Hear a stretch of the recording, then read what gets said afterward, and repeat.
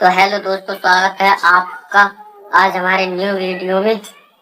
तो आज हम इस टॉपिक पर बात करेंगे कि हम अपने यूट्यूब चैनल से कैसे अकाउंट जोड़ सकते हैं, बैंक अकाउंट, या फिर आपके घर में किसी का भी अकाउंट जुड़ा हुआ है आपके यूट्यूब चैनल से, तो हम अपना यूट्यूब चैनल यूट्यूब चैनल पे कैसे बैंक अकाउंट लिंक करें।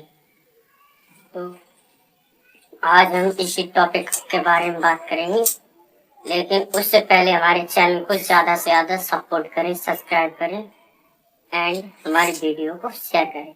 तो चलिए अब हम how to add bank account details for YouTube payment. तो गाइस, आपका चैनल मोनेटाइज होने के बाद जब आपके YT स्टूडियो में $100 कंप्लीट हो जाता है और अगर आपने एडसेंस अकाउंट में बाकी सारी फॉर्मेलिटीज पूरी कर ली है, तो यूट्यूब से अपना पहला पेमेंट पाने के लिए एक लास्ट और फाइनल स्टेप बचता है, जो है सेलेक्ट पेमेंट मेथड। यानी आपको अपना बैंक अकाउंट ऐड करने के लिए बोला जाता है। एंड एक चीज मैं आपको बता दूं गाइस कि आप $100 कंप्लीट होने से पहले भी अपना बैंक अकाउंट डिटेल्स ऐड कर सकते हैं, लेकिन पैसा तो आपको तभी मिलेगा ना जब $100 कंप्लीट हो। इसलिए पहले करो या बाद में करो, कोई फर्क नहीं पड़ता है। एंड गाइस, पिछली वीडियो में मैंने आपको ऑलरेडी बताया था कि आपके लिए best bank for YouTube payment कौन सा होगा। एंड आई होप आप सबने अपने अपने हिसाब से बेस्ट बैंक सेलेक्ट कर लिया होगा। तो अब बारी है उस बैंक अकाउंट को यूट्यूब के एडसेंस अकाउंट के साथ लिंक करने की। लेकिन उससे पहले मैं आपको बैंक अकाउंट से जुड़ी कुछ जरूरी बातें बता देना चाहता हूँ। आपका चैनल चाहे जिसके भी नाम से क्यों न बना हो, उसमें कोई भी नाम से एडसेंस अकाउंट बना सकते हैं, जैसे मम्मी पापा भाई, बट वो नाम गवर्नमेंट ID प्रूफ से मैच करनी चाहिए। और एक बार आपने उस नाम के एडसेंस अकाउंट को बनाकर अपने यूट्यूब चैनल के साथ लिंक करके चैनल को मोनेटाइज कर लिया है, तो उसके बाद उसे कभी नहीं बदलना, नहीं तो चैनल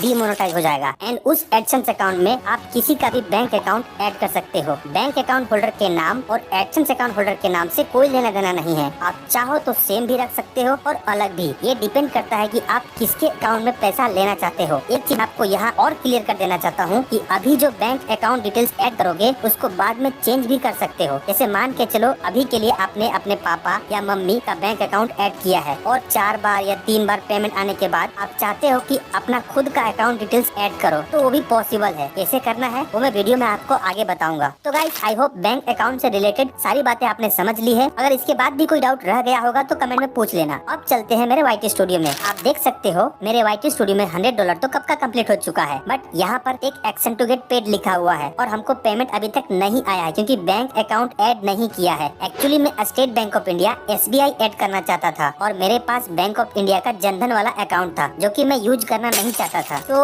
अब मेरे पास SBI का अकाउंट है और अब इसको मैं ऐड करूंगा। एंड गाइस, जब आप अपने YT स्टूडियो को डेस्कटॉप मोड में ओपन करोगे एंड अर्न सेक्शन में जाओगे तो यहाँ पर भी आपको कुछ इस तरह का मैसेज दिखाई देगा, getting paid, action required, provide a form of payment. नीचे लिखा है add a form of payment. एक बात यहाँ पर जान लो गाइस, आपका चैनल मोनेटाइज होने के बाद जो जो स्टेप करनी है, जो जो स्टेप लेनी है, वो सब यहीं पर आपको एक एक करके बताते रहेगा। अच्छा हाँ, मैं यहाँ पर आपको सारी प्रोसेस टैबलेट में दिखा रहा हूँ, लेकिन सेम प्रोसेस मोबाइल में भी कर सकते हो, दोनों में कोई डिफरेंस नहीं है। आप यहाँ पर डायरेक्टली गेट स्टार्टेड पर क्लिक करके अपने एडसेंस अकाउंट में लॉगिन हो सकते हो, और नहीं तो क्रोम ब्राउजर में सर्च करना एडसेंस अकाउंट लॉगिन और अपनी जीमेल ID सिलेक्ट करके लॉगिन हो जाना। फिर आपको कुछ इस तरह का इंटरफेस दिखाई देगा जिसमें आप देख सकते हो ऊपर लिखा है एक्शन रिक्वायर्ड। एंड जब आप गो टू पेमेंट पर क्लिक करोगे तो इस तरह का पेज ओपन हो जाएगा, जहाँ पर आप देख सकते हो रेड कलर का वार्निंग आ गया है। इसमें लिखा है to receive payment please choose a valid payment method, यानी हमको बैंक अकाउंट डिटेल्स ऐड करने के लिए बोल रहा है। अगर आपको ये वाली पेज ओपन नहीं हो रही है तो लेफ्ट साइड में पेमेंट वाले सेक्शन में जाकर के पेमेंट इन्फो पर क्लिक करना, फिर आपको इस तरह का पेज ओपन हो जाएगा एंड आप ऐड पेमेंट मेथड पर क्लिक करना, तो फिर आपको वही वाली पेज ओपन हो जाएगी। अब यहाँ पर आप देख सकते हो आपकी ट्रांजेक्शन डिटेल्स है, नीचे जिसके नाम से एडसेंस अकाउंट बना है उसका नाम रहेगा एंड राइट साइड में लिखा है how you get paid, add a payment method to receive your earnings, यानी यहीं पर हमको बैंक अकाउंट डिटेल्स ऐड करनी है। आपको ऐड पेमेंट मेथड पर क्लिक करना है, फिर आपके सामने इस तरह का पेज ओपन हो जाएगा जिसमें आपको अपना बैंक अकाउंट डिटेल्स ऐड करना है।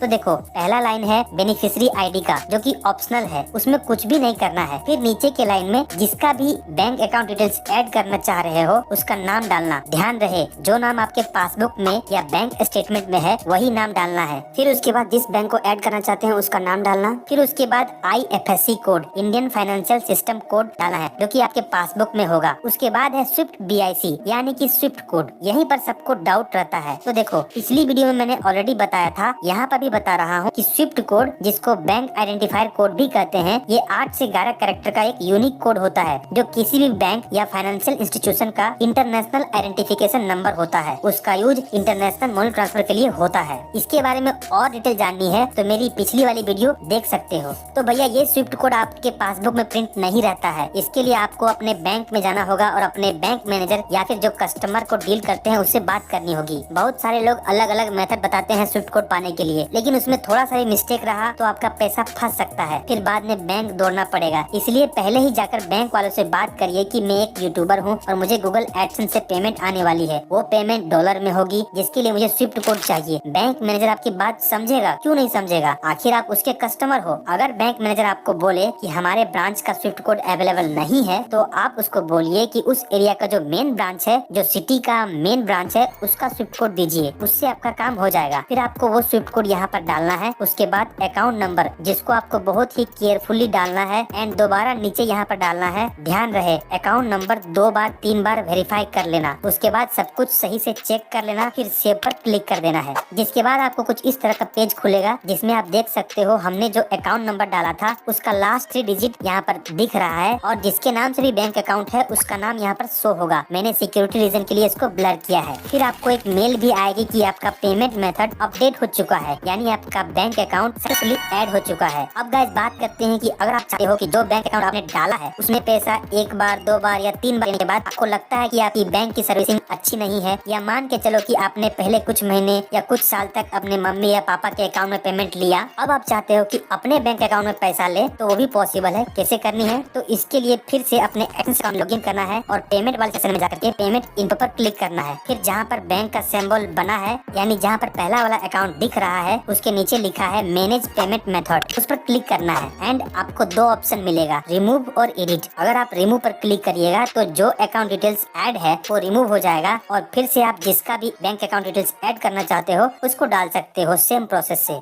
पर ध्यान रखना, ये काम आप महीने के 10 से 22 तारीख के बीच में नहीं करना, क्योंकि उस दौरान YT स्टूडियो से आपका पैसा गूगल एडसेंस अकाउंट में जाता है और फिर गूगल एडसेंस अकाउंट से आपके बैंक अकाउंट में ट्रांसफर होता है। तो इस टाइम को छोड़कर बाकी आप कोई भी डेट में कर सकते हो। तो गाइस, आई होप आपको यूट्यूब पेमेंट के लिए बैंक अकाउंट कैसे ऐड करना, कैसे रिमूव करना एंड उससे जुड़ी सारी बातें समझ में आ गई होगी। तो वीडियो को एक लाइक जरूर कर दीजिएगा एंड अगर अभी भी कोई डाउट रह गया हो तो कमेंट कर देना, मैं आपकी कमेंट को पढ़